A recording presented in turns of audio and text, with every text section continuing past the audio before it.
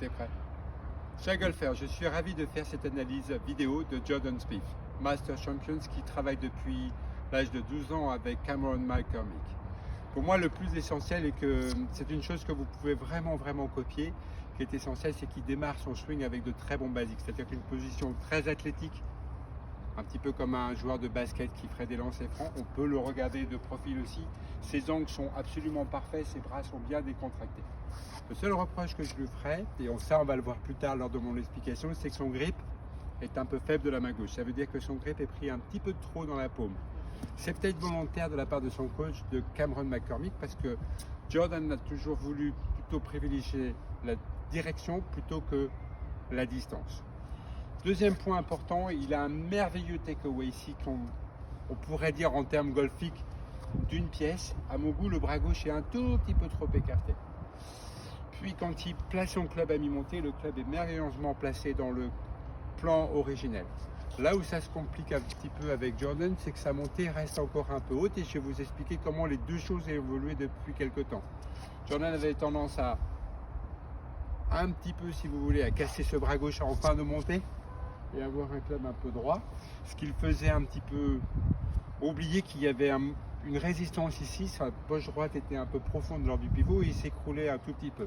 Avec Cameron, ils ont déjà fait un travail merveilleux puisque maintenant l'évolution est très nette dans son swing.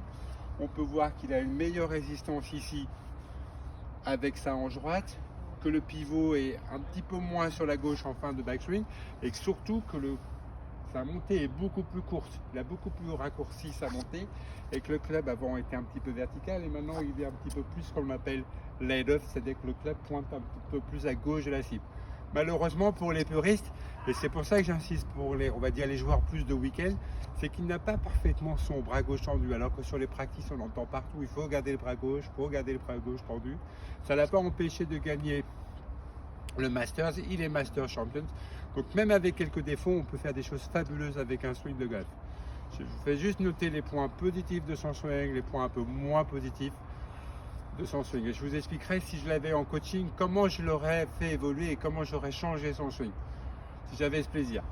Puis à cause de tout ça, quand il commence à descendre, il a malheureusement tendance à ouvrir énormément ses hanches, ce qui met le club, le bras gauche dans une position fabuleuse. Le club est dans un très bon plan ici, il décolle un peu vite le pied gauche du sol, à mon goût évidemment, ce qui fait que de temps en temps le club tombe un peu derrière lui ici, il peut envoyer ce qu'on appelle des balles en push et puis de temps en temps il doit les récupérer comme ça avec les mains, mais on voit qu'il a fait un effort fabuleux parce qu'on voit que dans son swing la phase de club est hyper square et après tout ça il maintient le club encore très longtemps en rapport avec la cible et malheureusement à mon goût il manque de réarmement ici et encore plus de rotation du corps après l'impact.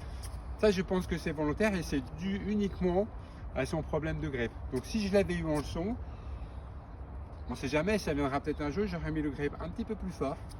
J'aurais demandé d'armer le club encore un tout petit peu plus vite ici, d'avoir le swing encore un peu plus court et le club un petit peu plus couché derrière lui, que de l'avoir un petit peu vertical ici, d'avoir une transition, je vais vous le montrer de face, où il m'amène un peu plus vite les mains et le club devant la poitrine ou entre les genoux que de l'avoir un peu ici.